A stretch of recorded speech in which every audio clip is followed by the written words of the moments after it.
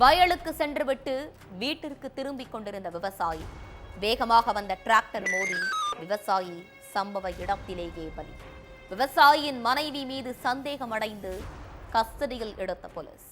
விசாரணையில் வெளியான அதிர்ச்சி தகவல். நடந்தது விபத்து அல்ல, கொலை என விசாரணையில் அம்பலம். கணவனை மனைவியே ஆள் வைத்து கொலை செய்தது ஏன்? பின்னணி என்ன?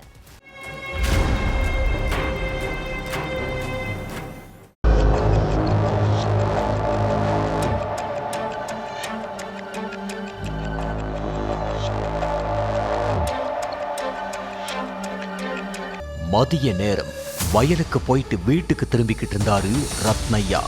அப்ப பின்புறத்துல வேகமா வந்த டிராக்டர் ஒண்ணு அவர் மேல மோதி இருக்கு. இதுல தூக்கி வீசப்பட்ட ரத்னையா தலையில பலத்த காயமடைஞ்சி சம்பவ இடத்திலேயே துடிக்க துடிக்க உயிரிழந்துட்டாரு. ஆக்சிடென்ட்டுக்கு அப்புறம் அந்த டிராக்டர் ஓட்டுநரும் அங்கிருந்து தப்பிச்சு போயிருக்காரு. இதுக்கிடையில அந்த வழியா நடந்து போன பொதுமக்கள் சடலத்தை பார்த்து போலீஸுக்கு போன் பண்ணி தகவலை சொன்னாங்க. உடனே சம்பவ இடத்துக்கு வந்த போலீஸ் சடலத்தை மீட்டு போஸ்ட்மார்ட்டத்துக்கு அனுப்பி வச்சாங்க. அதுக்கப்புறம் இதை ஆக்சிடென்ட் கேஸா ஃபைல் பண்ணி விசாரிக்க ஆரம்பிச்சாங்க. விபத்தை ஏற்படுத்திய டிராக்டர் ஓட்டுநர் எங்க தப்பிச்சு போனாருன்னு கண்டுபிடிக்க அந்த ஏரியாவில் உள்ள மொத்த சிசிடிவி காட்சிகளையும் எடுத்து ஆய்வு பண்ணி இருக்காங்க. அதே மாதிரி ரத்னையாவோட மனைவி, சொந்தக்காரங்கன்னு எல்லார்கிட்டையும் இந்த சம்பவத்தை சொன்ன போலீஸ் அவங்கள நேர்ல வரவழைச்சிருக்காங்க. அடுத்து ரத்னையாவோட இறுதி சடங்கை நடத்தி முடிச்ச மனைவி கவிதா மறுநாள்ல இருந்து எந்த ஒரு சோகமும் இல்லாம யார் கூடவோ அடிக்கடி போன் பேசிட்டும் இருந்திருக்காங்க. இதை நோட் பண்ணிக்கிட்டே இருந்த ரத்னையாவோட தம்பி கவிதா மேல சந்தேகம் அடைஞ்சிருக்காரு. அண்ணன் உயிரிழப்பு உண்மையிலேயே ஆக்சிடென்டா இல்ல கொலையான்னு எனக்கு டவுட்டா இருக்கு. எங்க அண்ணி எந்த ஒரு சோகமும் இல்லாம ஜாலியா இருக்காங்க. அதனால கவிதா மேலதான் எனக்கு சந்தேகம் இருக்குன்னு சொல்லி இருக்காங்க. இதனால கவிதாவை கஸ்டடியில் எடுத்து விசாரிச்சிருக்காங்க போலீஸ். அப்ப போலீஸ் கேட்ட கேள்விகளுக்கு அவங்க முன்னுக்கு பின் முரணா பதில் அளிச்சதா சொல்லப்படுது. இதனால அவங்க தான் கொலையாளின்னு கன்ஃபார்ம் பண்ண போலீஸ் கவிதா கிட்ட தங்களோட வாணியில விசாரிக்க ஆரம்பிச்சாங்க. அதுலதான் பல உண்மைகள் வெளியில வந்திருக்கு.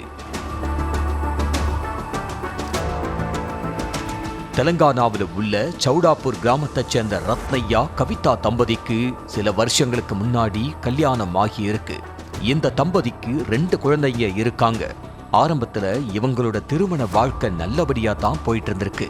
ஆனா அதுக்கப்புறம் கணவன் மனைவிக்கிடையில அடிக்கடி சண்டை, கருத்து வேறுபாடு ஏற்பட்டிருக்கு. இதனால குடும்பத்துக்குள்ள நிம்மதியே இல்ல. இதுக்கிடையில கவிதாவுக்கு அதே ஏரியாவை சேர்ந்த ராமகிருஷ்ணாவோட பழக்கம் ஏற்பட்டிருக்கு. 2 பேரும் நம்பரை மாத்திக்கிட்டு எந்த நேரமும் போன் பேசி தங்களோட காதலை வளர்த்திருக்காங்க. ஆனா இவங்களோட கள்ளக்காதல் விவகாரம் அடுத்த கொஞ்ச நாட்கள்லயே ரத்னையாவுக்கு தெரிய வந்திருக்கு.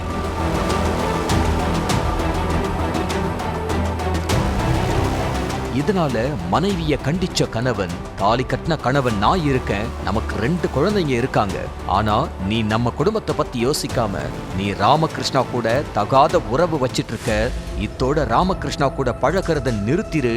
அப்படி இல்லைன்னா இந்த விஷயத்த குழந்தைங்க கிட்டையும் நம்ம சொந்தக்காரங்க கிட்டையும் சொல்லி உன்னை அசிங்கப்படுத்திடுவேன்னு சொல்லி இருக்காரு. இதனால கடும் ஆத்திரம் அடைஞ்ச ராமகிருஷ்ணாவுக்கு போன் பண்ண கவிதா, நம்ம காதல் விவகாரம் என்னோட கணவனுக்கு தெரிஞ்சிருச்சு, இதுக்கப்புறம் அவன் நம்ம 2 பேரையும் பேச விட மாட்டான், அவன் உயிரோடு இருக்கிற வரைக்கும் நாம பேசக்கூட முடியாது, அதனால அவன் கதையை முடிச்சிட்டா நம்ம 2 பேரும் சந்தோஷமா இருக்கலாம்னு சொல்லி இருக்காங்க. அதுபடி 2 பேரும் சேர்ந்து ரத்னையாவை கொலை செய்ய திட்டம் போட்டிருக்காங்க. சம்பவத்தன்னைக்கு ரத்னையா தன்னோட வயலுக்கு போயிட்டு வீட்டுக்கு திரும்பிட்டு இருந்திருக்காரு.